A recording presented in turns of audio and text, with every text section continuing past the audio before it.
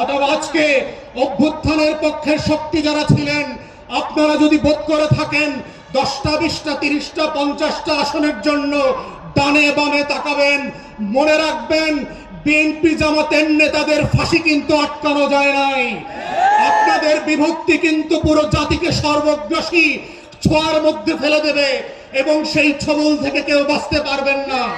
তাই আজকে 75 পরবর্তী সেই বাংলাদেশের আজাদী যে হস্তক্ষেপ ছিল, আজাদী ছিনতাই হয়ে গিয়েছিল, সেই ছিনতাই হওয়ার ইতিহাস থেকে নতুন করে আবার আমাদেরকে শিখতে হবে যে বাংলাদেশের এই খলনায়করা কিভাবে প্রশাসনে ঘাপটি মেরে বসে আছে, বিভিন্ন রাজনৈতিক দলকে বিভ্রান্তির মধ্যে ফেলছে, গণ অভ্যুত্থানের এক দলকে আরেক দলের বিরুদ্ধে বট বাহিনীর মিথ্যা পোস্টের মধ্য দিয়ে লেলিয়ে দেওয়া হচ্ছে, সম্পর্ক হানি করে বাংলাদেশকে রাষ্ট্র আকারে দুর্বল করা এবং এইখানে নির্বাচনকে ভণ্ডুল করবার যে আয়োজন চলছে এবং এর পিছনে যে বয়ানের রাজনীতি আছে। আমার 5 দশকের বুদ্ধিবেশ্যারা, আমার সাংবাদিক আর শিক্ষকরা ফেসবুকে যারা বিভিন্ন সময় সুশীলতা দেখান, তারা যেভাবে বয়ানের রাজনীতি করছেন, দিল্লির আধিপত্যবাদকে সফট পাওয়ার আকারে আমার সামনে হাজির করছেন, এইটা হচ্ছে অশনি সংকেত।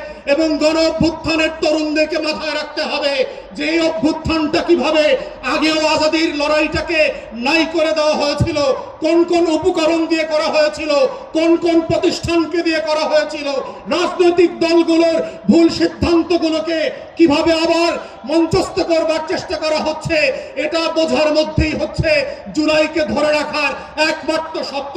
আজকের গণ অভ্যুত্থানের শক্তিগুলোকে মাথায় রাখতে হবে, শত্রু সাপেক্ষে আমার বয়ানের রাজনীতি যেমন মোকাবেলা করতে হবে, শত্রু সাপেক্ষে আজাদীর লড়াইকেও হেফাজত করতে হবে।